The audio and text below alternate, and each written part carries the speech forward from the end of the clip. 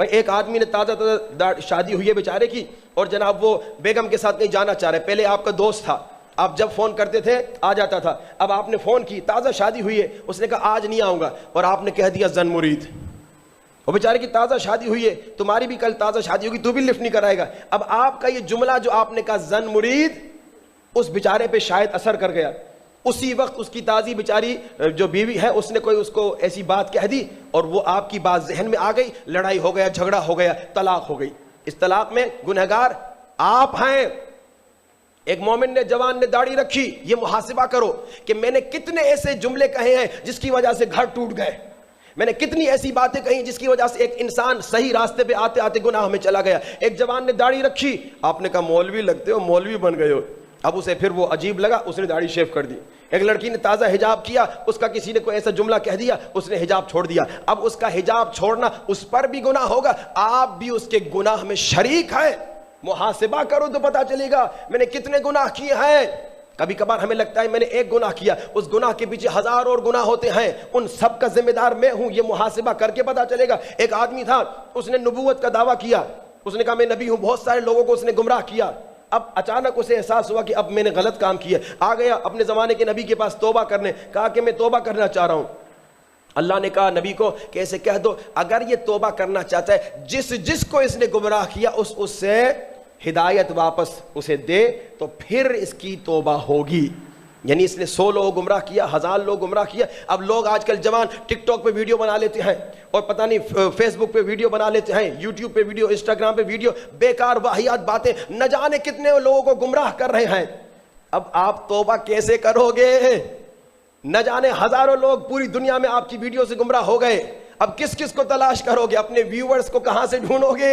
وہ گمراہ ہو گئے۔ آپ جتنی بھی توبہ کریں گے اب توبہ نہیں ہو سکے گی۔ اب یہ محاسبہ کرو کہ میرا ایک عمل، میں نے ایک ویڈیو اپلوڈ کر لی 1 منٹ کی، نہ جانے اس میں میوزک تھا، گانا تھا، کیا تھا، اور اس طرح کی غلط باتیں تھیں، اس کی وجہ سے کتنے جوان گمراہ ہو گئے، غلط کاموں پہ چلے گئے، ان سب کا ذمہ دار، ان سب کی سزا مجھے ملے گی۔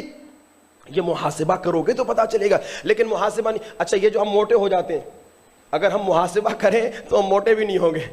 اگر ہم ہر مہینے، ہر 6 مہینے، ہر 1 سال میں محاسبہ کریں کہ میں پچھلے سال تک تو میں 70 کلو کا تھا، ابھی اگر ہم محاسبہ کریں گے تو ہمیں پتہ چلے گا 75 کا ہو گیا، 80 کا ہو گیا۔ ہم محاسبہ نہیں کرتے، جناب اچانک سے 1 سال 2 سال بعد دیکھتے ہیں ہمارا 20 کلو 30 کلو وزن بڑھ گیا۔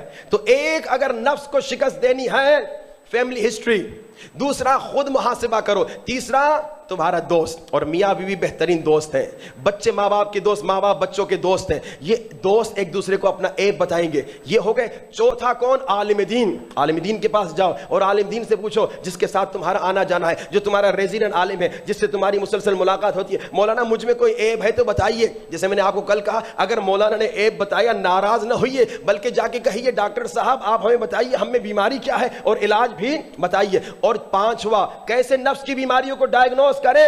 کتاب کا پڑھنا، جو پاکستان میں کوئی نہیں پڑھتا۔ ہم انگلینڈ میں دیکھتے ہیں ٹرین میں، بس میں، جہاں بھی بیٹھے رہتے ہیں تو بچے چھوٹے چھوٹے بچے 5 10 15 20 منٹ، آدھے گھنٹے کی ٹرین ہوتی ہے، کتاب کھولتے ہیں، اسٹوری بک ہی صحیح، کتاب پڑھتے ہیں، نیوز پیپر پڑھتے ہیں۔ پاکستان میں لوگ پڑھنے کے شوق نہیں رکھتے، پڑھنے کا شوق ان کو نہیں ہے۔ تو کتاب پڑھو۔ کون سی کتاب؟ کچھ کتابیں آپ کو انٹروڈیوس کرتا ہوں جس میں نفس کی بیماریوں کے سمٹمز ہیں۔ قلب سلیم شہید دستگیب کی کتاب ہے، اسے پڑھیے۔ اسی طرح امام خمینی کی 40 حدیث کتاب ہے، اس میں نفس کی بیماریوں کے سمٹمز ہیں، اسے پڑھیے۔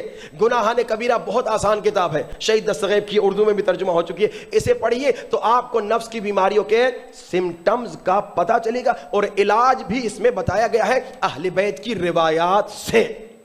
اب ہمیں پتہ چل گیا ہمیں نفس کی کون سی بیماری ہے، غیبت کی بیماری ہے۔ اب ہم نے اس غیبت کی بیماری کا علاج کرنا ہے۔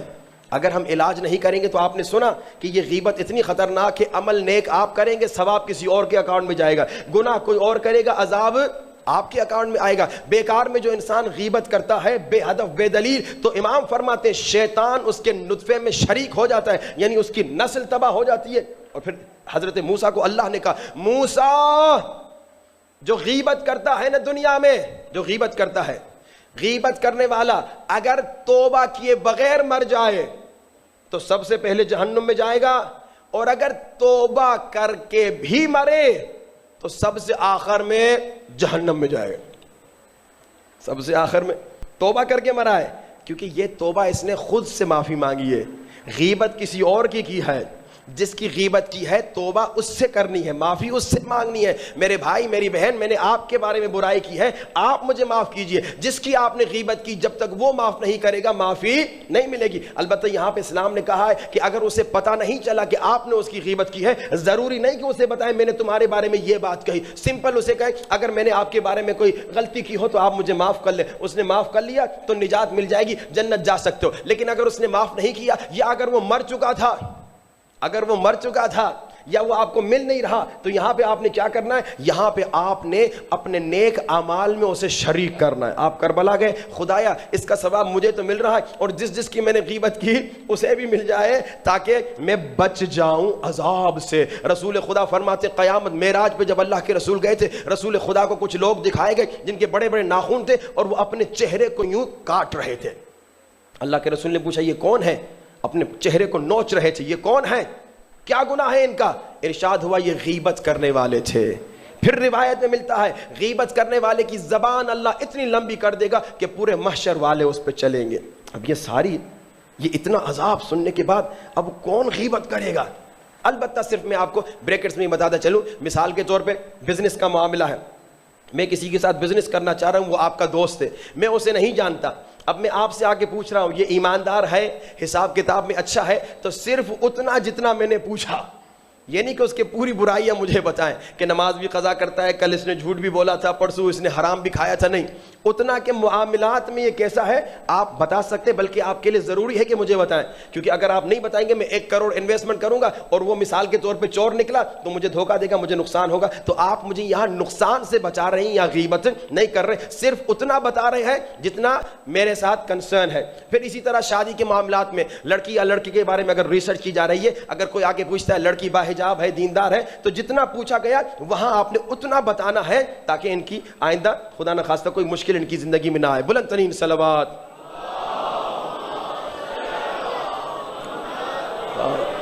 محمد وعجل فرج۔ تو یہ غیبت ایک خطرناک نفس کی بیماری ہے۔ دوسری خطرناک نفس کی بیماری کی طرف آج اشارہ کروں، کل انشاءاللہ تفصیل سے اس پہ انشاءاللہ گفتگو کریں گے۔ وہ کیا ہے؟ نماز ہم پڑھتے ہیں، روزہ ہم رکھتے ہیں، نیک عمل ہم کرتے ہیں، لیکن قیامت کا دن آئے گا، آواز آئے گی انہیں جہنم میں ڈال دو۔ خدایا میں نمازی تھا، میں نے روزہ رکھا تھا، میں نے خیر کا کام کیا تھا، میں قرآن پڑھتا تھا، میں نوحہ خان تھا، میں مولوی تھا، مجھے جہنم میں کیوں ڈال رہے ہو؟ یہ بڑی خطرناک بیماری ہے، نفس کی خطرناک بیماری۔ روایت میں ملتا ہے قیامت کے دن نیک نمازی روزے دار لائے جائیں گے، فرشتے کہیں گے شاید یہ جنتی، اللہ کہے گا جہنم۔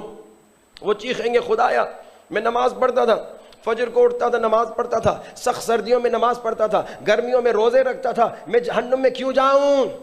آواز آئے گی تو نماز پڑھتا تھا مگر میرے لیے نہیں، لوگوں کو دکھانے کے لیے، جاؤ ان سے کو دکھانے کے لیے تو نے نماز پڑھی۔ تو روزہ رکھتا تھا مگر لوگوں کو دکھانے کے لیے۔ اب روزہ ایسی عبادت ہے کسی کو پتہ بھی نہیں چلتا، لیکن روزہ رکھے آ کے بار بار کہتے تھے آج میں روزے میں ہوں۔ یہ لوگوں کو ریاکاری کر، لوگوں کی تعریف لینا چاہ رہے تھے، اب جاؤ ثواب بھی انہی سے لے، تیرا کوئی عمل لکھا نہیں گیا۔ نیک نمازی جہنم میں چلے جائیں گے ریاکاری کی وجہ سے۔ اچھا ایک آدمی قیامت کا دن جس نے بڑی بڑی مسجدیں بنائی، بڑے بڑے امام، بڑے بڑے ہسپتال بنائے، اب جنت میں جانا چاہیے، اتنا پیسہ دین پہ، آواز آئے گی اسے بھی جہنم میں کہے گا میں نے کیا گناہ کیا؟ میں نے اپنے پیسوں سے فرانس، افریقہ، دنیا بھر کے ملکوں گھومنے، اپنے پیسوں سے امام بارگاہ بنایا، میں نے اپنے پیسوں سے مسجد بنائی، میں نے اپنے پیسوں اور میں جہنم میں کیوں جاؤں؟ آواز آئے گی تم نے مسجد بنائی تاکہ لوگ تمہیں سمجھیں، لوگ کریں کہ ماشاءاللہ کتنا دیندار ہے، کام کرنے والا ہے، تم نے مسجد میرے لیے نہیں بنائی۔ اب دیکھیے اب ہم محنت کریں، ہم عمل، ثواب کوئی نہیں۔ وہ بہلول اور ہارون، بچپنے سے سنا ہوگا غالباً کہ ہارون، بہلول نے دیکھا کہ کیا کر رہے ہو، تو ہارون نے کہا دیکھ نہیں، بہلول نے کہا اگر مسجد بنا رہے ہو تو لکھ دو بہلول مسجد، بہلول مسجد۔ تو ہارون نے کہا پیسے میں کروں، محنت میں کروں، نام تیرا ہو۔ ہارون کو بہلول نے کہا کہ بہلول نے کہا کہ ہارون یہی تو تمہیں کہا تم مسجد نہیں بنا رہے کام بنا رہے ہو. آج دین کا کام کرتے ہیں. اچھا قاری قرآن آئے گا, خدایا ہم اس سے گانے گا سکتے تھے لیکن ہم نے نوحے پڑھے, ہم نے قرآن پڑھا, آواز آئے گی اسے جہنم آیا. کیوں؟ کیونکہ قرآن پڑھا تاکہ لوگ تعریف کرے. مولوی لایا, میں گلی گلی گیا, میں گاؤں دین و اسلام کرنے, آواز آئے گی اس دو. یہ اپنی تبلیغ کرنے گیا تھا, دین نہیں گیا تھا. اب یہ ریاکاری علم میں بھی آ جائے, نوح خان و قاری میں جائے گا, نیک نام جہنم میں جائے گا. ریاکاری کرتا ہے. ریاکاری کی نشانیاں کیا ہیں؟ اس پہ انشاءاللہ کل گفتگو ہوگی. غیبت اس کی وجوہات میں, غصے میں غیبت کرتا ہے, حسد میں غیبت کرتا ہے, پیئر پریشر میں غیبت کرتا ہے. اس کا علاج بھی آپ نے سن لیا.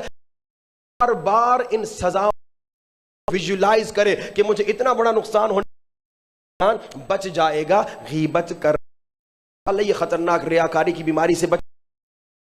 امام زمانہ سے قریب نے سنا کہ مہزیار 20 سال حج پہ گیا, 20 سال اس سے ملتے ہیں تو امام اسے کہتے ہیں تو کیوں کر دی, سے تیرے انتظار میں تھا. اب یہ خود 20 سال ملنے کے لیے حج پہ گیا, 20 سال ملنے گیا.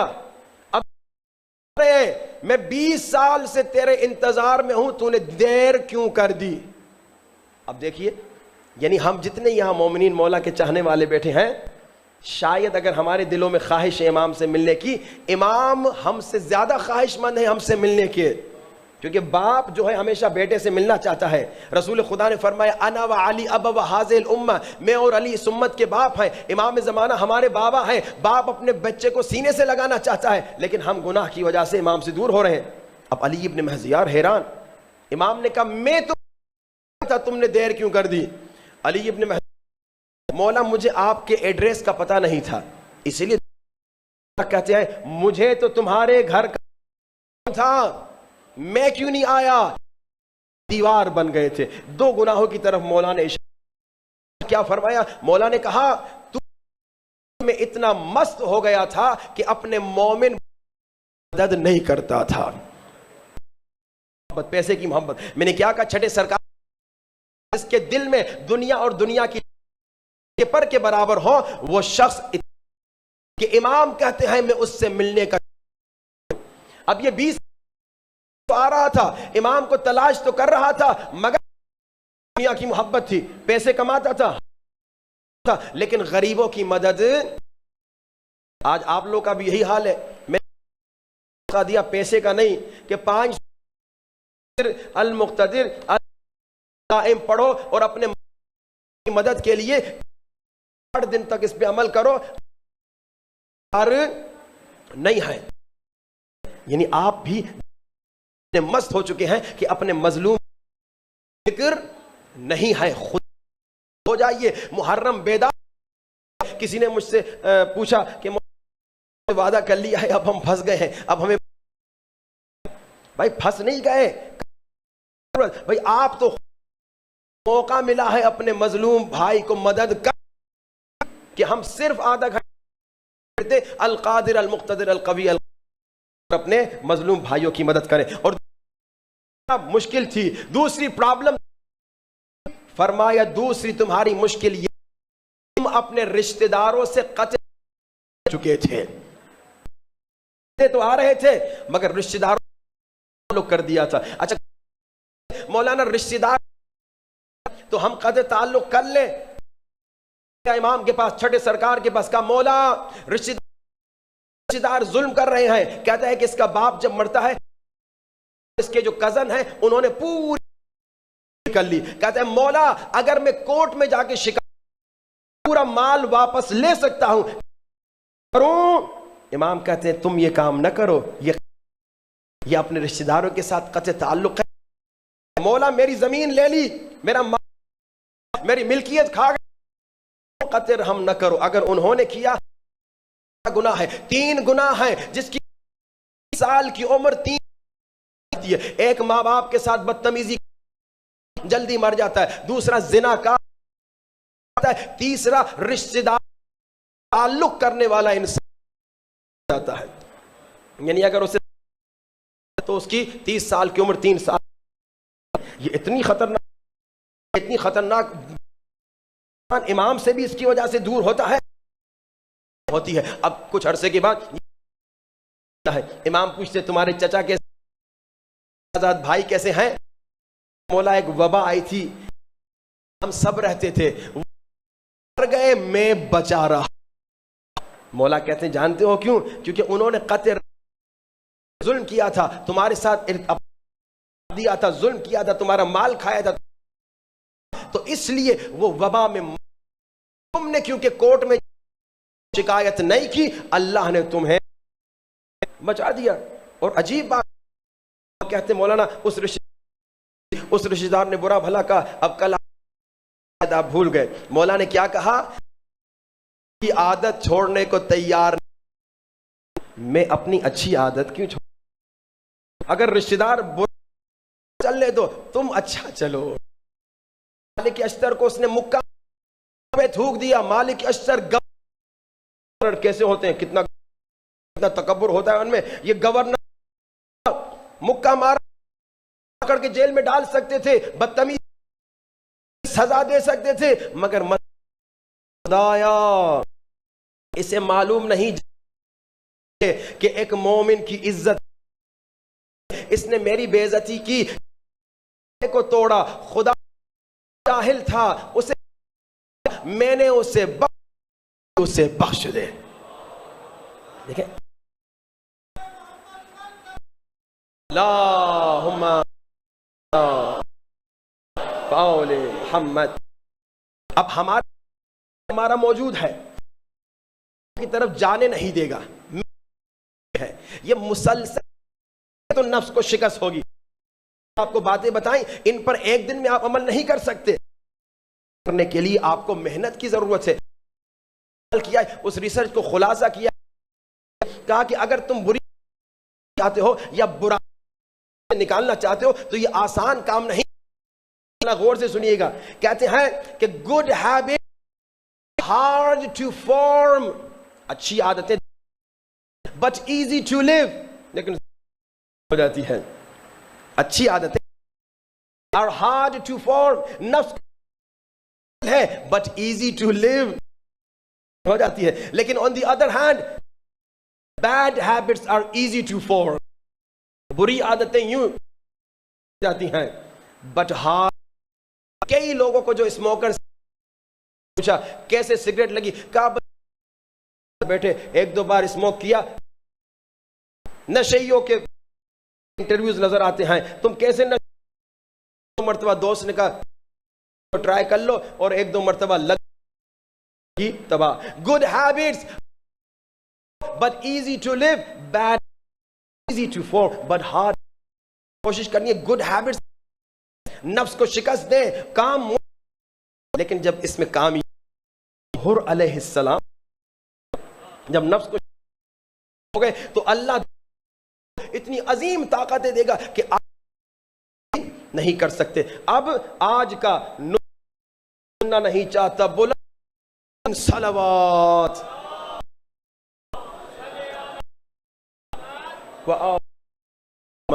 جو تھک ترین صلوات.